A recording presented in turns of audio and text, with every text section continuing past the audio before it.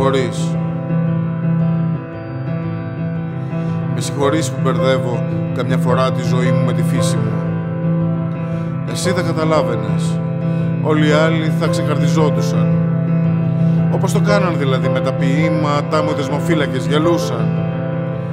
Πώς γελούσανε όταν τα διάβαζαν?